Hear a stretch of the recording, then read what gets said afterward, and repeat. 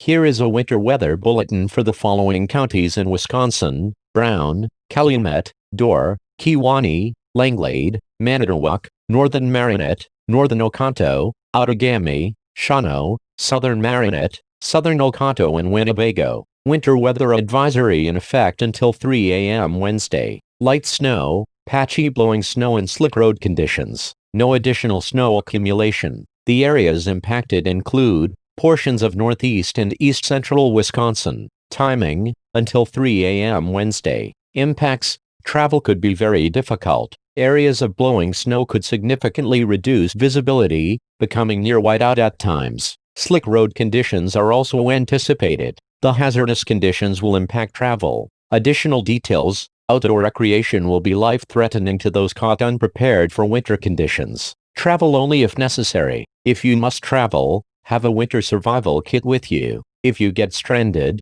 stay with your vehicle. The latest road conditions for the state you are calling from can be obtained by calling 511.